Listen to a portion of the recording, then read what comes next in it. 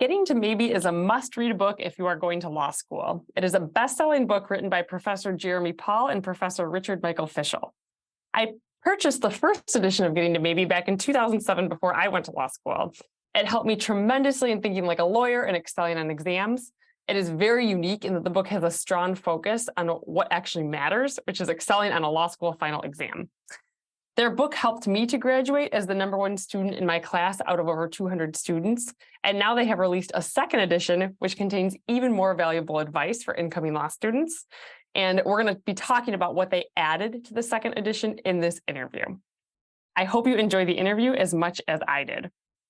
So my first question is, if you could give one piece of advice to an incoming law student, what would you tell them? So you mean other than reading our book? Well, that's the best piece of advice. Yes, other than reading your book. Michael, you want to go first, or you want me to take that first? Why don't you? So I'm going to cheat a bit because when the students start, they don't have any control over what classes they take. But a very important piece of advice that I give to all my students is when you are thinking about what classes to take in your second and your third year, pay much more attention to who is teaching the classes than what the classes are about, because you're going to get a very different perspective. Try to take a diverse array of classes, of professors, find out about the professors, learn about them, and really focus on that much more than, I have to have bankruptcy, because you can always learn bankruptcy in another way, but you can't always have Professor X or Y because this is your last chance to do that.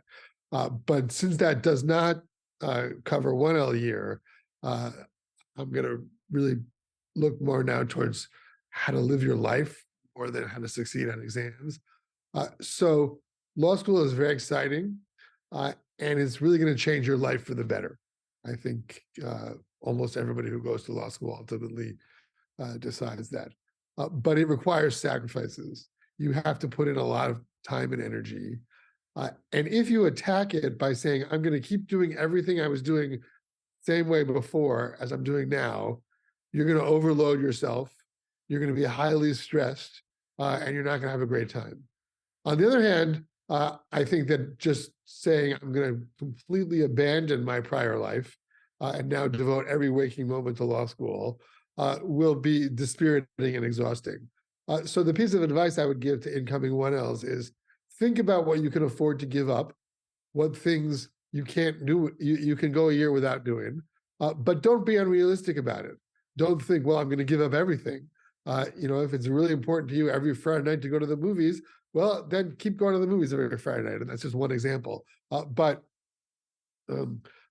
be intentional about these are the things I'm going to sacrifice. These are things I'm not going to sacrifice. You won't always be able to stick to it. Sometimes you'll get behind and you'll have to sacrifice more. And sometimes you'll feel like, oh, I really need a break now, and I'm going to take a break otherwise. But treat yourself fairly, and you'll enjoy law school more. So that would be what I would say. I love that advice. And I love the word intentional. If you can be intentional about your schedule and intentional about what you keep in your schedule, what you don't keep, I think that's such good advice for basically all incoming 1Ls. And it's something they can think about now, the summer before law school, rather than adding another thing to their list once they start law school. Michael, did you have something you wanted to add to that? Yeah, I agree with each of Jeremy's suggestions, both that when you are allowed to pick your classes, pick teachers rather than courses. That's one of the most important tips, especially for the upper level, I can imagine. And not letting the workload in the first year bully you is likewise incredibly important. Because if you let the workload direct how much you should work, that's all you would do. There's always something you can read again, always a note you can follow up on. And so taking control is a great idea. I think I'd get on what has become a real focus for me in the last decade, which is that law school requires a different kind of reading than most of us are accustomed to in our daily lives. I spend a lot of time online. I do a lot of skimming. I'm taking in an awful lot of information. But when I do law, when I read a new case, when I read a new article, I do it in hard copy, and I do it slowly, and I do it with all the tools that I used as an undergraduate, meaning I have a highlighter and pens and pencils, so that it's deeply engaged reading. And that, you need both. You need to be able to skim, whether you're doing legal research or just keeping up with the news. That is an enormously important skill. And most of today's students are really good at that because they're accustomed to, operating on phones and iPads and the like. Deep, slow, careful reading, most of us learn in law school. Unless you were maybe a philosophy major or an English literature major, you might not have had occasion to engage texts quite that deeply. That's a shift. That's a change. And one of the things that I'm detecting in my classrooms is that the students who are either already there or able to successfully negotiate that transition are doing very well. That is great advice, and is also something that we don't necessarily always hear. Or sometimes it's like I have so much reading I have to skim it, but for some cases and some classes, and I would imagine particularly if your professor doesn't assign 200 pages but assigns 15 pages, it's much more important to go slow and figure out what the case is about and read it multiple times, read it hard copy. So I think that's really important. I want to shift a little bit and talk about exams. And so you both basically wrote a book on how to do well on law school exams, how to succeed in law school. So I just want to hear, what are your tips, and what is basically the best way to do well on a law school final exam? You want to go first this time? Well, No? you again, Jim. Okay, I have a very clear answer to this, which is by far the most important thing that you can do to do well in exams is to get copies of old exams and sit down with your friends and go over them. The beauty of sitting down with your friends to go over the old exams is you'll see some things, your friend will see some things, another friend will see different things, and it will begin to make you realize that the exams are rich. Nobody gets everything. You don't want to do it too soon. You don't want to do it before you've studied it all, because then you'll feel panicked. Oh my God, I don't know this. But I think that's the most important thing. There are a lot of other things you can do too. I think going to talk to professors when you're confused is a good idea. And I think obviously you want to stay up current with the work, because if you fall way behind, that's very difficult. But for all of the study techniques you can adopt, briefing the cases is good, doing your own outline is good, but nothing comes close to getting copies and from your professor, if the professor will give them out, and if not, from other professors that are at your school, and go over them in depth. I think that is I, really good advice. Go ahead, Michael. I was just going to say, Jeremy and I often disagree about. I mean, we get to we figure out how to put together the best advice we can that we both subscribe to. But because it sounds like one of us did everything that you're supposed to do when he was a law student, one of us didn't. We frequently come at it from different perspectives, but this is something I completely agree with. Nothing beats the professor's old exams. And I would hazard to add just one piece to it. I think mid-semester, if you begin meeting with again a group of friends, because 2 heads, 3 heads are better than one, and going over old exams sort of by reading them on your own, but then discussing them as a group, that's great. As you get closer to the exam, you should really try to write answers in a time-bound way, because having the actual experience of writing it down is a very different experience than just talking about it. it takes a lot of time. And it also, if you do the group thing, and Jeremy and I agree on this, that nothing beats group study for making the best use out of old exams. When you write out an answer, if you're going to let classmates look at it, you're going to feel vulnerable because you don't want to look stupid. And so, and that's why it's very important to pick good people to work with, people who will be supportive and constructive um, rather than making you feel bad about yourself. But getting feedback on how you've done from someone who's seeing it as an outsider, it turns out, this may be giving away the secrets of being a law professor, it's a lot easier to see someone else's mistakes than it is to see your own. And so having the classmates look at it before the professor looks at it can be a really good idea. That is really good advice. And it's something that we recommend our students. I always tell our students, to separate A's from B's. Everybody knows the law. They all have their own outlines, if you're getting an A or B, but the A's are the ones that do practice exams and the B's, oftentimes don't. So it's such an important tip.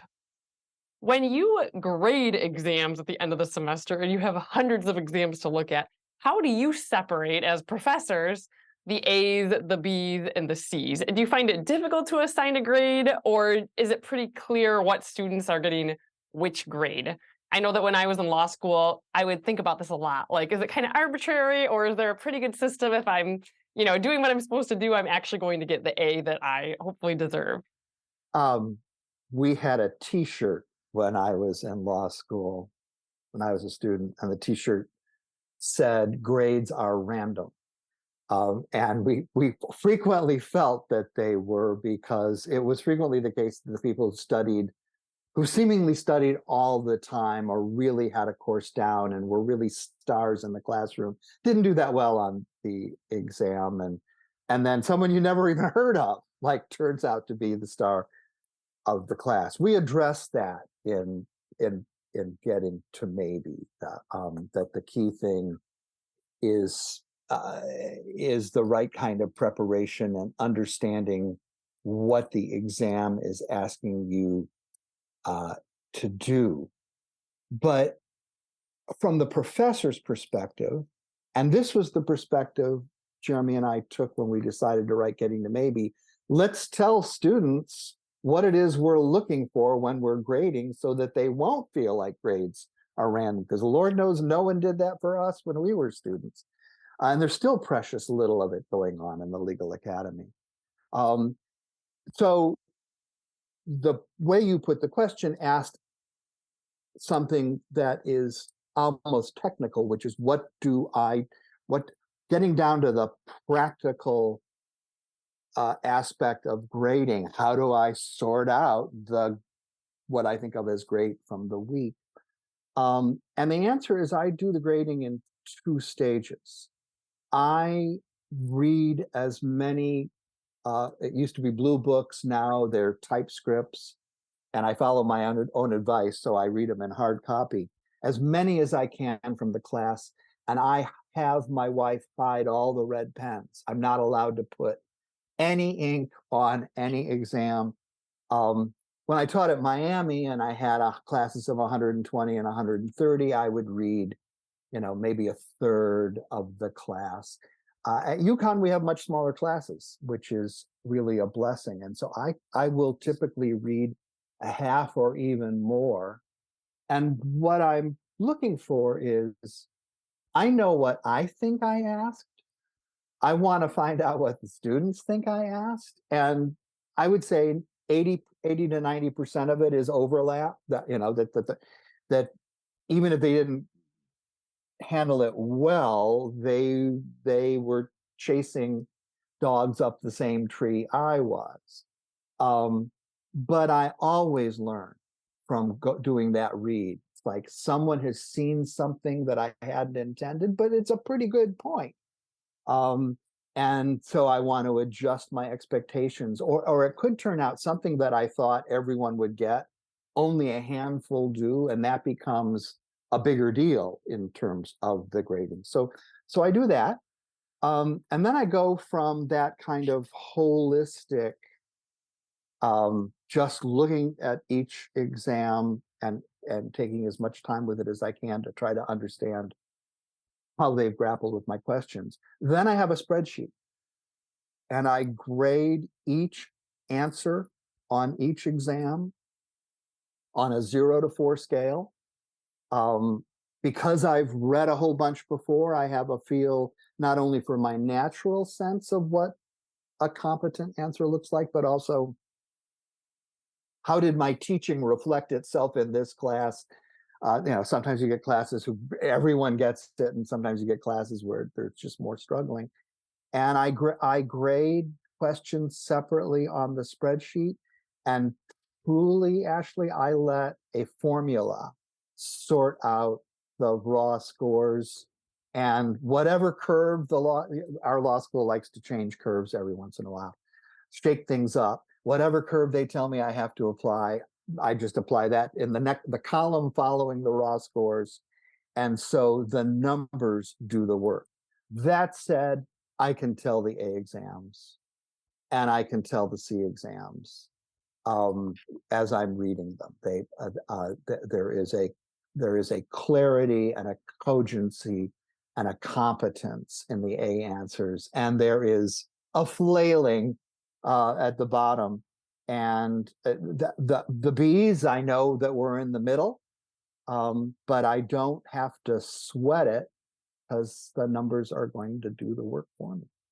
That is a wonderful system. It sounds like a lot of work, but it would make me feel better if I was a student in your class, knowing that, I'm not going to necessarily be, my grade will suffer because you happen to read my answer first, and, maybe you have higher standards than if you read it later. So I really like that idea of going through a good handful of exams before starting grading, and then, letting the numbers do the work for you. That's super fair. And I would love to hear that if I were a law student taking your class. So I want to move on and talk a little bit more about the right answer in law school exams, because you mentioned in your book not to focus necessarily on getting the right answer on a law school exam.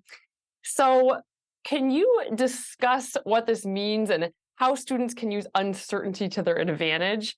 And then can you also answer the question, is there ever a right answer on an exam? Like, are you ever looking for one specific answer? Or is it truly, as long as students understand the arguments that are being made, and can discuss those in a meaningful way, that's really what is getting the top grade? I don't think it's merely, some people are black and white people and are desperate for right answers. I think it's much more a product of the educational culture from which all of our students have come, right? So you're in school and you're learning all this stuff. If it's law, it might be rules, but even if it's not law, right? The image we have of the student is the professor pours information into the student. The student shows up for the exam and tells the professor, "Look at all the great stuff that I learned. Aren't you proud of me?" Right? So you show up for the law school exam, and this is a very simple example from my property course. So one of the basic things students learn is that there are two types of co-ownership. If you want to own a piece of land with another person, there's actually more types, but there are two main ones. And one of them is called tenancy in common. And if you're tenants in common, then you have half, your partner has half, and when you die, you get to decide what happens to your half. The other kind is joint tenants. The difference, if one of you dies, the other person gets the whole thing, right? So students, all my students, we cover this, they learn that. Good for me, I learned these two rules. But then you say, okay, well, how do I know whether owners are tenants in common or whether they're joint tenants? And the answer is, you look at the language. And sometimes it says, John and Sally own the land as tenants in common. But sometimes it says John and Sally own the land as joint tenants with the rights of survivorship. All right, that's the two standard ways. Now, along comes the exam. And the exam says John and Sally are granted this land jointly. And you're like, whoa, I learned all this stuff, right? But what do I do with jointly? I don't know whether jointly means joint tenants with survivorship or whether it means tenants in common. And there's a preference generally for tenants in common. Right? Now, as a student pre-law school, when this happens to you, you're like panicked, right? There must be a rule that I don't know, which is going to tell me what to do with that. I don't know the answer. I'm doing really badly. Everything's going wrong. Life is unraveling upon me. And maybe I should have gone to business school instead, right? But in fact, to focus on how to use uncertainty to your advantage, what ought to happen, right, is you want to celebrate, right? Wow, this is something that's not clear. I don't know which one it is. So now I can explain to the teacher that I know both rules, right? And that this is a hard case as to what to do in order to figure out how to handle this. And what have I learned about the advantages and disadvantages of those two types of ownership? Well, tenancy in common has an advantage that it gives each owner freedom to decide what happens, right?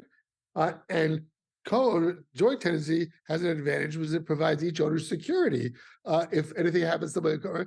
And there's now a choice between freedom and security. Also, we now went from unbelievably mundane, reading of language to, life itself, the clash between freedom and security, right? And now you have all of this opportunity to write about all these things that you never would have thought of. And that experience happens to you again and again and again. So is bookbinding a service or a good? I don't know. Right. But actually, not knowing is the moment of celebration, right? And that's really the whole theme of why we call our book Getting to Maybe. Because once you see that not knowing is the beginning of the solution, as opposed to part of the problem, you have a whole different perspective. Now, just to echo what Michael said, of course, there are moments on these exams where there are not edge issues, where there are clear, so a particular moment for that would be for all legal doctrines that have multiple elements, like standing law. You have to show injury in fact. You have to show that what it is the government did caused your injury, and you have to show that if you win, you're going to get redress. Well, sometimes injury in fact will be really clear, but causation will be an edge issue. And that can be true for adverse possession or any one of the various doctrines that has multiple elements. And if you try, because now you've getting to maybe so seriously that you've now to problematize every issue, right? You're going to do just as badly as if you problematize no issue. You have to have judgment, right? And that's ultimately what we're trying to train. So that's my answer. That is wonderful advice. I love how you say uncertainty is a cause for celebration, because it puts a completely different spin on it than most people would imagine. Most people do not naturally celebrate not knowing the answer on an exam. So that is really helpful to hear. So my next question is also related to law school exams. And that is, what are some of the common exam mistakes that you see over and over again, and how should students avoid them? So that's changed over the years. I would say now the single biggest mistake that my students are making is that they're writing me lectures about the law. They spot, this is an issue about standing. I'm going to tell Jeremy everything that I know about standing because isn't that going to show how well I'm doing? And it's really easy to avoid it. Just stop. Just don't do that. Right. The same way that I think we have complete agreement that the best way to study is to go over old exams with your old exams with your friends. The single best advice about actually taking the exam is answer the question. Sometimes we joke that it's like the three important things about real estate: location, location, location. Right? Answer the question, answer the question, answer it. So if you're off giving me a lecture about some aspect of the course and not focused on what it is that the question is asking, you're hurting yourself in multiple ways. You're wasting time. You're proving that you're not reading very carefully, and you're not giving me what I want to see. So that's the biggest one. That right now is I think is. But then other ones are missing key facts. So how can you avoid that? This is one way in which I'm totally on Michael's wavelength on this. You have to read slowly and carefully, which means maybe pausing a little bit before you start writing your answer. Because if there are some really unusual facts in the story that you're not doing anything with, you're probably missing something, because why are those things there? So don't lecture me about the law. Pay attention to unusual facts, because students miss that. That's another big mistake that they make. And then another one, which is a product of the fact that we only have so many hours in the day to read exams, and therefore we can't give people endless time to write their answers, is time pressure. People run out of time. So you can avoid that by, if the question takes an hour, budget an hour. And if you're 45 minutes into the answer and you're still on the very first issue, move to a quicker mode, whatever that is for you. And don't spend a lot of time on things that are not in dispute. Right? If it's very clear, for example, that there's a standing, the plaintiff has standing to bring a case, don't write me 2 paragraphs about standing, because there's going to be things that are not clear that I want you to write about. That is fantastic advice. Yeah, we call that outline dumping, when someone just writes everything they know about something and it's not really, connected with what the question is asking. I think that's great advice all around. Those are excellent common mistakes to be aware of going into law school. Michael, did you have anything to add? Just a couple things. One is most law professors are not unionized. But for historical reasons, when collective bargaining reached higher education in the 70s and 80s, law schools opted out. And a whole lot of law professors regretting that now, but what can you do? If we were unionized, the very first provision of our collective bargaining agreement would be that we have the right to give lectures, period. Nobody else does. And so I want to underscore, highlight, emphasize, and embrace Jeremy's point about the tendency to give law lectures. I get it. You watch me giving lectures all semester long, you think that's a cool thing to do. I'm going to try that on the exam. And what you get fooled by is that what we're actually looking for on the exam, we want to see you lawyer the problem. And lawyers don't give lectures, certainly not raw. If they started giving broad lectures, clients would go somewhere else, because they're being paid by the hour. I wish we were paid by the hour, by the way, but I digress. So leave the lectures to the professor and get to the analysis of the problem, or answer the question asked. I would say one other common mistake that I would add to Jeremy's list is and it's related to the lecture, but it's a little different. There is a tendency to quote or paraphrase the law, quote or paraphrase the facts, and then give an answer. And the psychological dimension of this is, well, if you're quoting the law, you might not get it wrong. And if you're paraphrasing the facts, you might not get them wrong. And if you give an answer, you got a 50-50 chance of being right. So I get the attraction of that answer. But what's missing in that answer is actually the thing you're getting graded on, which is the reasoning and the analysis.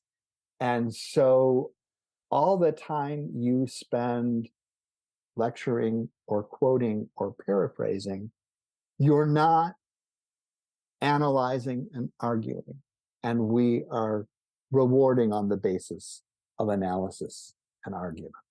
That is wonderful advice. Thank you. And it goes back to what both of you said earlier, which is, do your professor's past exams, talk about them, figure out what the answers are. I feel like the more that students do that, the less likely they are to make these mistakes, because no one's going to say the right answer to a con law question is to go on a long background on the historical overview of constitutional law, without diving right into the issues presented. Yeah, but people do that.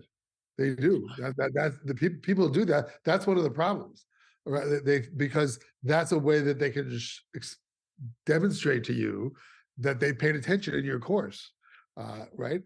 And it's not helpful for their answers. Let me add one more thing on this topic, which really I got from Michael, which is this is something my students are doing now as well, and that is, once they see an interesting issue in a question, they'll write about that issue and they'll move on to the next topic. And one of the things that we try to do in our exams is to layer in more than one issue, sometimes even in the same problem, right? The person injured will have multiple legal theories they can put forward as to why that'll prevail. And the student will see one. I had a question on my constitutional law exam this semester in which the affected person had two great arguments as to why the law was unconstitutional. One was under the Commerce Clause and one was under the First Amendment. And a lot of students wrote really nice essays about one and then just never mentioned the other because they thought, I got the question already, and that hurt them. That is really good advice. That's something I see on the bar exam too, is students just simply don't address all the issues that they're asked about, and then they get 0 points for that issue that they didn't address because they didn't even bother to mention it. So thank you for sharing that. I have a question about law school resources. This is one that I personally get a lot because there are so many different law school resources available now. So in preparing for the final exam, which resources do you recommend that students use? Out of class notes, upperclassmen outlines, commercial study aids, some combination of those. I'm curious to hear from your side of things what the best materials are when you're focusing on final exams. It really depends on the student. So the first thing I would say is don't use any of these things as a substitute for taking advantage of what your professor or your TA has to offer. So if you are confused about a topic in your class, it may feel a little intimidating to go visit your professor in office hours, but believe me, we like it when people come, and particularly we like it when people come and say, here's what I got, and here's what I don't get, right? Rather than walking in saying, I'm just confused, please help. Because then it's very hard to know how to help. So I think that in terms of resources, number one, old exams, which we said before. Number two, visit your professor and ask questions. Come to your professor after class. And ask, some professors have to rush out, but a lot of them don't. And remember that a lot of us who are teaching full time really enjoy student interaction. In fact, if we don't get it, like I know that for me, the years when we were on Zoom class and everything was on Zoom, I was miserable. I just really did not, because I really enjoyed talking to my students. And you see, oh, now they got it. It really feels good. But then beyond that, to your question about so outlines. And this is again Michael's point more than mine. Better to make them than to use someone else's. And if you know, that's a good thing. But if buying a simple explanation in a study guide on a particular topic will make you feel better, do it. But I'm just not a big believer in study guides of any kind. I think really basically read the material, read our book, and you'll be great. And I don't say that just because it's our book.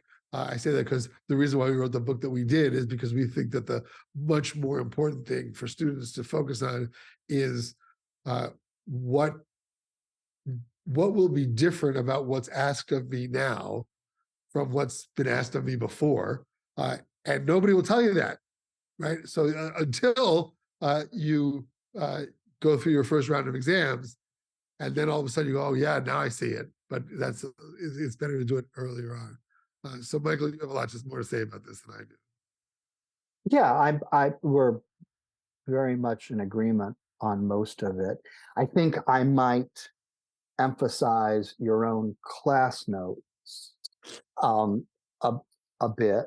And the reason is that most of us professors try to test what we teach. And accordingly, we'll be giving you lots of hypotheticals and problems and things that we discuss. And it is almost surely the case that the final exam will present variations on some, at least some of the exam questions will be variations on things done in class. And frequently they'll all be variations on things done in class. And so having a good account of the problems that the professor thought were particularly important or difficult, that's a great place to focus your solo study.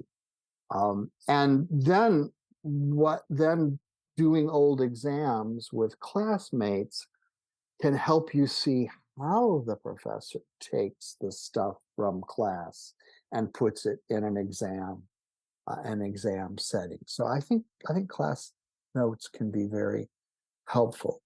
I'm more of an outliner, I think, than Jeremy is. I share his view that other people, whether it's commercial or an upper class student, the only way that stuff is going to be useful to you is if you actually make it your own, if you work your way through it, if you figure out what they're saying and why, and you connect it to the material in the class. But my wife, who is in higher ed and works especially with students who are struggling a bit, has a saying. And her saying is anything but the thing. And that's her line about what students today are frequently willing to do, sort of anything but the thing. It's like, here's the material you're supposed to read, here's the class you're supposed to go to, and they're off buying supplements and study guides and upper class students. And it's like, prep for class, go to the damn class, take good notes on the lecture. Can't go wrong with that much stuff. And there is no substitute for any of that. And one thing that the pandemic has opened up, I know for a fact at UConn, but I think at many other schools too, is that professors are much more comfortable these days recording their classes than we were before the pandemic, much more aware of the people being ill and people being unable to attend and not wanting students who are ill to come to class and sneeze on their classmates or the teacher. And so there's really no excuse for missing a class if the lecture's available on tape. And I think students, when I was growing up, I thought parents must all go to some secret parent school because they would all say the same things. They would say, if Johnny went out to play in the street, would you follow him? And it's like, well, if I wanted to play with him, that's where I'd go, actually. Don't ask stupid questions. But I think my students are operating from the same script because when they write me to tell me they're going to miss class, and I think that's really cute, by the way, because I don't take attendance and somehow they think I do. So they write me earnestly. Their last paragraph is always, I will get someone's notes. And I'm like, why? You can watch the class. It is available. We don't do Zoom at UConn. We do WebEx because it doesn't work nearly as well.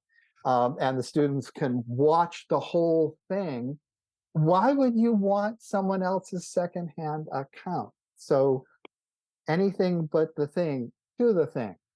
That is so funny. And you're right. That's definitely an improvement that came out of the pandemic is people don't have to rely on their classmates if they have to miss a class for whatever reason. Jeremy, I want to go back to something that you mentioned, which was going to visit your professor's office hours. I know that when I was in law school, it's one of my regrets that I did not visit enough of my professors. I had one just bad experience, and then I'm never doing this again. So I never went back. I regret it. I don't think that is a good, thing to do. I think that people should be visiting their professors, interacting with them. Um, so it sounds like you do, Jeremy, suggest that students visit their professor's office hours. How do you recommend that they prepare for that? And what do you recommend they do to make the most of the office hours? So one of the things about office hours now is they can be done on Zoom. In fact, the only thing that I think works well on Zoom is office hours because it's one-on-one. It's often. So preparing means to me coming in with specific questions. I read this. It could be this way. It could be that way. Not coming in with I've lost help because it's very hard for the professor to know what to do in that circumstances when they say I've lost help. How do you help? Um, and I think in preparing to be more direct about your question, you want to know, what subject am I going in to see you about? What cases am I going in to see you about? Um, Often those sessions will lead to discussions of topics completely off the course because it's a rare chance for you to get to know the professor a little bit, and that's a great thing. But it used to be that professors would set, here are my hours, and if you don't make it to those hours, well, too bad. But now, I mean, I'll basically meet with any student anytime. I get an email, I'll meet with you 10 at night, I'll do whatever. But I really don't, it doesn't go well if the student does not have a reason to be there. You should come in with a reason. I'm coming to see you because I read the cases, and when I get to class, you are finding things in them that I can't. And that makes them very uncomfortable, right? Like, why is that happening? And what I was saying to them is, why do you think they're paying me? Right, right. In other words, if everything that happened in class was something that you had before class happened, well, I wouldn't really be doing my job very well, and that they usually find that very reassuring, right? It's like, oh, well, yeah, so I don't want to put such a hurdle in front of a student to say, well, gee, if you're really not prepared to go to office hours, don't go, because that's not really right. But some description of your predicament, whatever that predicament is, so that we can try to bail you out. Right? Now, I also think that it might be fine, totally unrelated to studying issues, just to come stop by office hours to say, I just wanted to meet you. Right, you were my professor, and I love that too. But then don't expect that session to be one that's going to produce for you useful information, because it won't. That is very helpful. Michael, what are your thoughts on office hours and how students can make the most of them?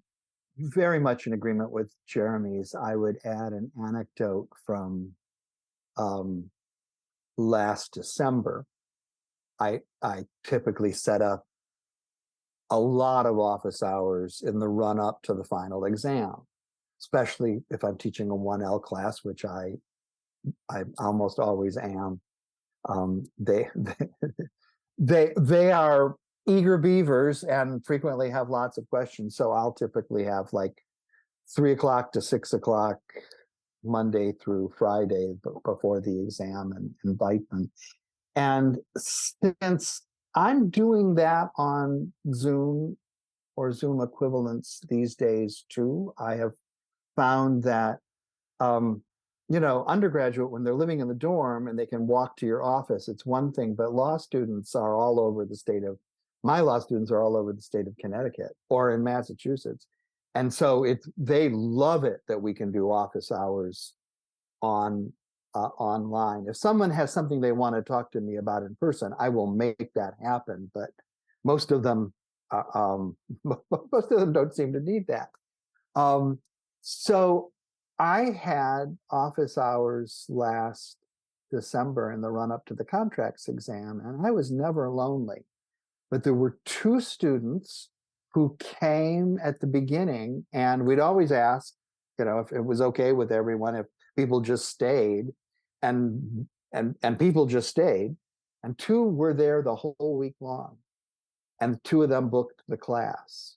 And it was like they not only got they came in each day with a couple of good questions, so they were doing their work, but they were also hearing the things that were puzzling other people and hearing my answers, including an answer that I love to give during office hours, which is, well, when I was drafting the exam, I wasn't thinking about that problem.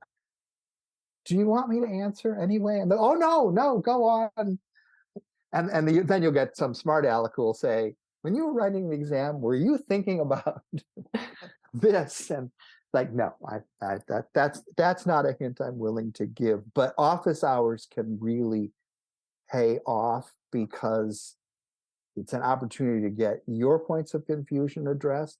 If it turns out they can be shared, other people's points of confusion, you may not even know that that's confusing, and you can free ride on the conversation. That is such good advice. Thank you so much for that. Now, I have a question about your new book because I'm really excited about it. I read it, I loved it. You both know how much the first edition of the book helped me when I went to law school. So, what I'm curious to hear about is this second edition. How is it different from the first? What do you talk about in the second edition that might not be covered by the first edition? Jeremy, should I go Go. first? When we wrote the first edition, first of all, we had no idea about the market for law books. And our conversations with law book publishers weren't very promising. In the olden days, this would have been 1999, which seems like very modern to me, but so, a lot of my students weren't born yet at that point. But 1999, what law book publishers would tell you is unless a professor assigns the book, these days we sell books in a large paper bag that you buy at the campus bookstore for your first year courses. And so unless it's assigned, we don't know how to market it. So we were trying to figure out how are we going to market it. And we thought our best audience would be students who have been through a semester of law school, and now it's January and they've taken their first set of exams and they've gotten their first set of grades. And I am betting that in any group of 50 law students, there are two people among those 50 who are happy with the grades they got first semester, and 48 who aren't. Some of them might have gotten their first A minus. Some of them might have gotten their first B. God forbid it be that it's any worse. We thought we could get their attention at that time, and our hook was we were going to write a book that professors could recommend to students when the student comes into the office and says, I studied so hard, I worked so hard, but the exams didn't go well. What can I do to improve? And I've used Getting to Maybe to teach academic support courses at the University of Connecticut and at the University of Miami to students who in fact didn't do well first semester and want to improve. And the book, that is the sweet spot. The original edition provided a lot for them. But we were a victim of unpredicted success that we're thrilled about. A lot of law schools and a lot of law teachers recommend the book for summer reading before the first year. And it really wasn't written for them because the original edition assumes you're already in law school classrooms doing hypotheticals, doing variations on cases. We wrote it that way. So this edition asks the question, what, if anything, can students do? What, if anything, should students know going in to their first year?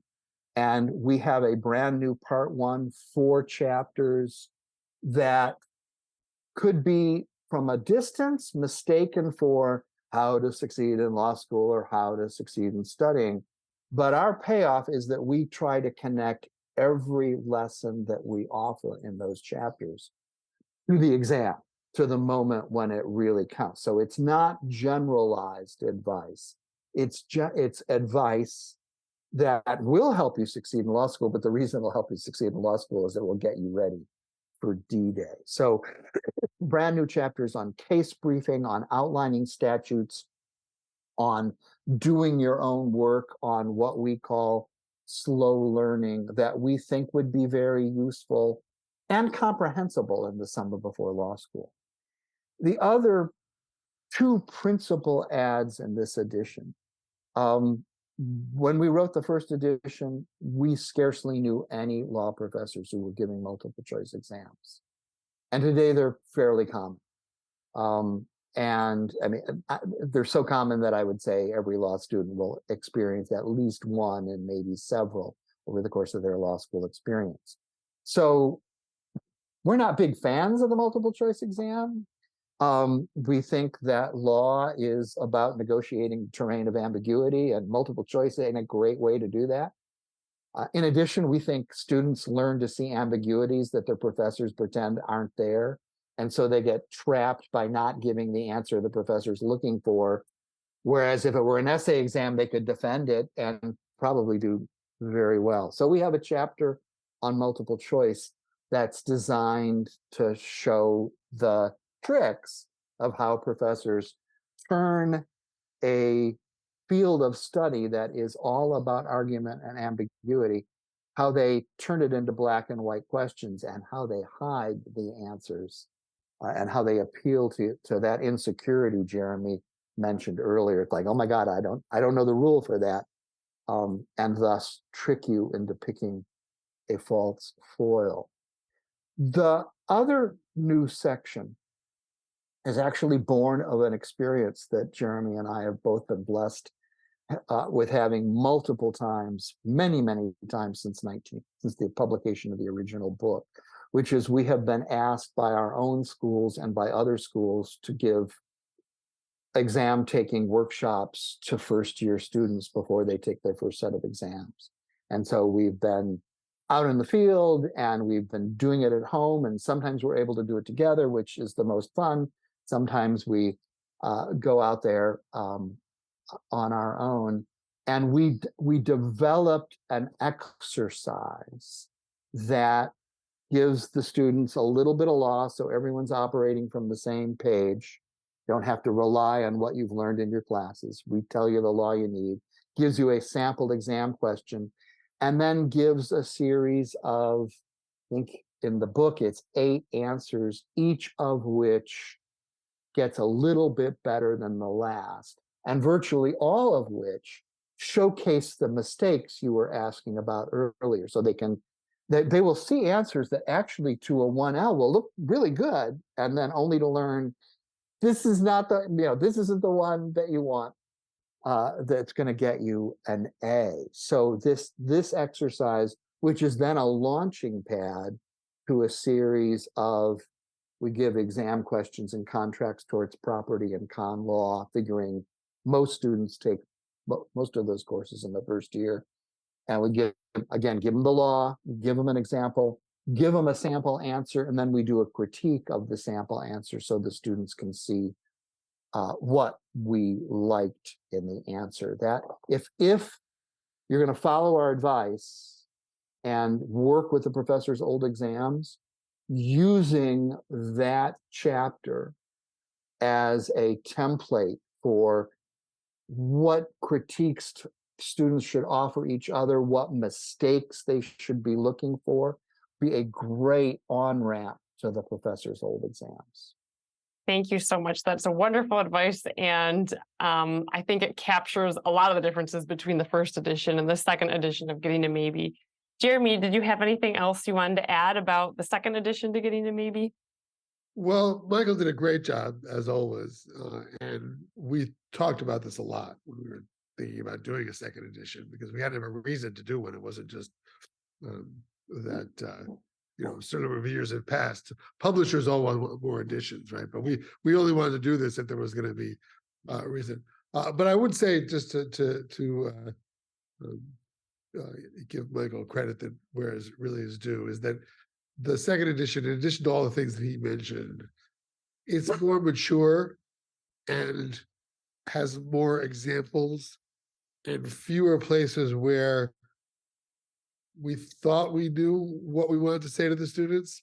We had an idea and we put it down on paper, but we didn't really flesh it out. And in many places, I think Michael did a great job in this edition of sort of taking something that was rough and really sort of expanding it so that it's a lot clearer for students to read. Also we have a lot of the cases are new that hadn't been decided at the time. But I think we found that when we went back over some of the chapters and sections in the first edition, we loved them, but they were a little rougher, and this book is smoother. Very helpful. Thank you so much. So the takeaway here is everybody should go buy the second edition of Getting to Maybe. It's available now. We'll be linking to it to make it easy just to go make that purchase. It sounds like this one very small investment, speaking in relative terms, since legal education is very expensive, will make a huge difference in your grades, your educational outcomes. So I think it's so important that people prepare well and buy the book. So thank you both so much for your time. I really appreciate it. Well, thank you for having us. We really appreciate it. Absolutely. What a pleasure, Ashley. We'll stay in touch. Thanks, you guys.